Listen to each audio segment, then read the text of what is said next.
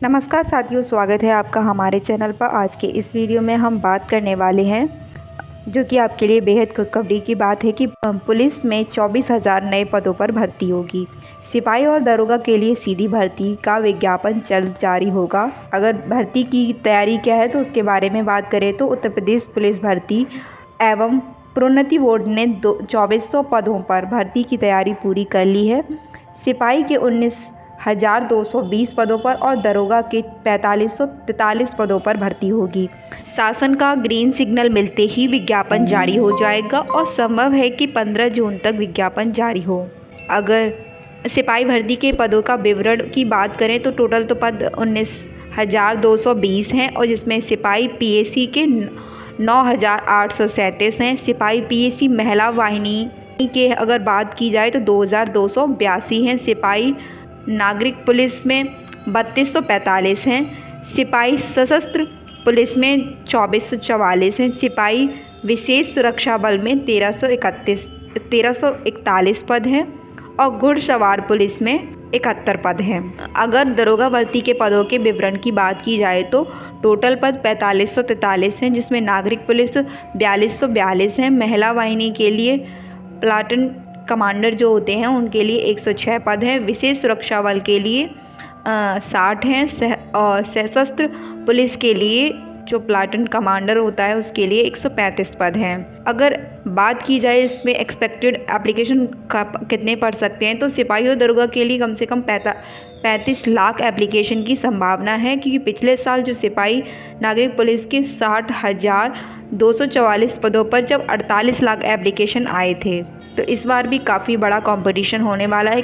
पिछली बार 60,000 के something vacancy थी, इस बार सिर्फ 24,000 वैकेंसी है, तो 35 लाख के समथिंग तो एप्लीकेशन फॉर्म जाएंगे ही। लेकिन क्योंकि सिपाही और दरोगा के लिए भी दोनों में ही एलिजिबल होंगे कुछ लोग, तो इसकी वजह से इस बार काफ़ी ज़्यादा कंपटीशन होने वाला है। अगर योगी कैबिनेट का फैसले की बात करें तो सिपाही और दरोगा भर्ती के लिए जो एज लिमिट में 3 साल की छूट दी गई है, ये छूट 2020 और 21 से 2024 और 25 के मध्य आने वाले भर्तियों के लिए लागू होगी। अगर दूसरी भर्ती की बात की जाए तो वन विभाग में भर्ती है उत्तर प्रदेश।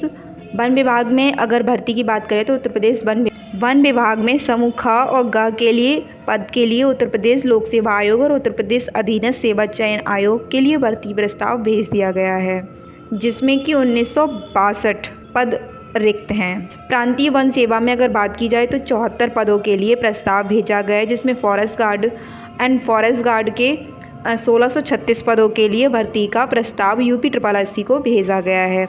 अब अगला कदम ये है कि भर्ती का ऑफिशियल नोटिफिकेशन आने पर कैंडिडेट यूपी पुलिस की वेबसाइट पर अप्लाई कर सकते हैं। ट्रेनिंग और सिलेक्शन के बाद नए सिपाही और दरोगा के पुलिस फोर्स का हिस्सा बनाया जाएगा। ऐसे ही अगर आप चाहें तो डिटेल से पढ़ सकते हैं। इसमें बताया कि रेंज अधिकारी के 20 सभी 96 और सांख्यिकी अधिकारी के 4 रिक्त पदों का भी प्रस्ताव चला गया है। समूह ग में डिप्टी रेंजर के 18 पद रिक्त हैं, जिन पदों पर भर्ती के लिए शीघ्र ही अध्याचन आयोग को भेजा जाएगा। वन दरोगा के 112 रिक्त पदों में 60 का अध्याचन भेजा जा चुका है। फॉरेस्ट गार्ड के लिए 1,636 पद रिक्त हैं, जिसमें से 1,417 का अधीनस्थ सेवा चयन आयोग को अध्याचन जा चुका है। स्टेनो के लिए सभी 61 रिक्त पदों का अध्याचन भी भेज चुका है। कनिष्ठ सहायक के 92 रिक्त पदों में से 66 पदों के लिए और सर्वेयर के सभी रिक्त पद 2100 पदों और ड्राफ्टमैन के सभी 22 रिक्त पदों के भर्ती के लिए प्रस्ताव जा चुका है। सिपाही भर्ती मुख्यमंत्री चयनित अभ्यर्थियों को जल्द देंगे नियुक्ति पत्र। जो अभी 60,244 पदों पर सीधी भर्ती चयनित की गई है, उसमें मुख्यमंत्री जी अब नियुक्ति पत्र सौंपेंगे, जो कि DGP राजीव कृष्ण ने सभी पुलिस कमिश्नर और जिलों के कप्तानों को तैयारी के निर्देश दिए हैं कि नियुक्ति पत्र वितरण का कार्यक्रम राजधानी के एकाना स्टेडियम के साथ सभी जिलों में होंगे। नियुक्ति पत्र मिलने के बाद अभ्यर्थी 22 जून से जिलों में जनरल ट्रेनिंग कोर्स TTC में हिस्सा लेंगे और जुलाई से 9 माह का आधारभूत प्रशिक्षण हासिल करेंगे। बता दें कि सिपाही भर्ती में 48,196 पुरुष थे और 12,048 महिला अभ्यर्थी चयनित हुए हैं। इस नियुक्ति पत्र वितरण से योगी सरकार का उद्देश्य है कि नए सिपाहियों को जल्दी ही परीक्षा के बाद ड्यूटी पर लगाया जा सके। ये कदम पुलिस फोर्स के मजबूत बनाने के लिए किया जा रहा है। राज्य की सुरक्षा सुधारने के लिए भी इस महत्वपूर्ण कदम को बढ़ाया जाएगा। साथ ही अगर बात करें तो यूपी कैबिनेट का फैसला है कि आयु सीमा में 3 साल की छूट होगी। यूपी के जो मूल निवासी ही इसके पात्र होंगे। यूपी पुलिस भर्ती में अग्निवीर के लिए 20% रिजर्वेशन और 3 साल की एज रिलैक्सेशन दी जाएगी। योगी कैबिनेट ने उत्तर प्रदेश की पुलिस भर्ती में अग्निवीरों के लिए 20% हॉरिजॉन्टल रिजर्वेशन का प्रपोजल अप्रूव कर दिया है। ये रिजर्वेशन पुलिस कांस्टेबल, पीएसी, घुड़सवार कांस्टेबल और फायरमैन की डायरेक्ट रिक्रूटमेंट पर लागू होगा। उत्तर प्रदेश इस डिसीजन को इम्प्लीमेंट करने वाला है, देश का पहला राज्य बन जाएगा। अग्निवीरों को एज लिमिट में 3 साल की छूट दी जाएगी। ये रिलैक्सेशन सभी कैटेगरीज जैसे कि जनरल, एससी, एसटी, ओबीसी के लिए वैलिड होगा, लेकिन रेस्पेक्टिव कैटेगरी के अंदर ही लागू होगा। योजना के तहत अगर अग्निवीर योजना का उद्देश्य बताया जाए तो योजना के तहत इंडियन आर्मी, एयरफोर्स और नेवी में 4 साल के लिए भर्ती होती है। सर्विस कंप्लीट होने के बाद 25% अग्निवीरों को परमानेंट सर्विस में रखा जाता है और बाकी 75% को अन्य सर्विस के लिए अपॉर्चुनिटी मिलती है। अगर रिजर्वेशन की डिटेल्स के बारे में बात करें तो पुलिस कांस्टेबल, पीएसी, घुड़सवार कांस्टेबल और फायरमैन पोस्ट में अग्निवीरों को 20% कोटा मिलेगा। ये पॉलिसी 2026 से इफेक्टिव होगी। अब अग्निवीरों का पहला बैच रिटायरमेंट के बाद भर्ती के लिए अप्लाई करेगा। यूपी ने 20% रिजर्वेशन प्रोवाइड करके अन्य राज्यों जैसे हरियाणा और उड़ीसा से बढ़कर एग्जाम्पल सेट किया है, जो सिर्फ 10% कोटा दे रहे हैं। ये कोटा उड़ीसा और हरियाणा में सिर्फ 10% मिल रहा है, लेकिन यूपी में आपको 20% दिया जाएगा। अगर एलिजिबिलिटी क्राइटेरिया की बात करें तो इसकी मिनिमम अग्निवीर की जो एलिजिबिलिटी क्राइटेरिया होती है तो मिनिमम सर्विस अग्निवीर वही माना जाएगा जो 4 साल की सर्विस पूरी कर चुका हो। रेजिडेंस अगर रिक्वायरमेंट की जो उत्तर प्रदेश के मूल निवासी होना चाहिए, वो कंपलसरी है कि आप उत्तर प्रदेश के हो, तभी आपको रिजर्वेशन दिया जाएगा। अग्निवीर के लिए अगर अपकमिंग 20,000 पुलिस भर्ती वैकेंसी में 20% रिजर्वेशन लागू होगा। सब इंस्पेक्टर पोस्ट के लिए भी मैक्सिमम एज लिमिट में 3 साल की रिलैक्सेशन का फ़ायदा मिलेगा।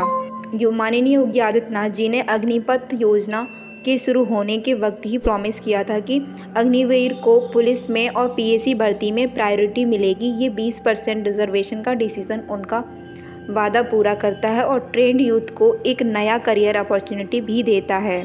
सब इंस्पेक्टर भर्ती के लिए उम्र में 3 साल की छूट। उत्तर प्रदेश लोक सेवा नियमावली के तहत सब इंस्पेक्टर एसआई और उसके समकक्ष 4543 पदों पर जो भर्ती के लिए कैंडिडेट्स को मैक्सिमम एज लिमिट में 3 साल की छूट दी गई है। इस संबंध में इसके लिए विशेष सचिव राकेश कुमार मालपाड़ी की ओर से आदेश जारी कर दिया गया है।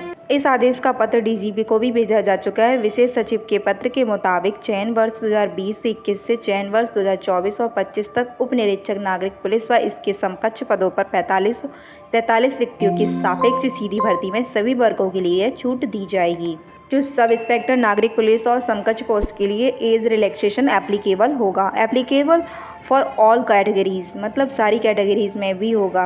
ये छूट सभी वर्गों के कैंडिडेट्स के लिए वैलिड होगी। स्पेशल क्लॉज में अगर ये रिलैक्सेशन सिर्फ इस भर्ती के लिए है और हर साल नहीं मिलेगा, अगर स्पेशली बात की जाए तो नेक्स्ट ईयर भी दिया जाएगा, तो ऐसा नहीं है, सिर्फ इस भर्ती में ही इस रिलैक्सेशन को दिया जाएगा।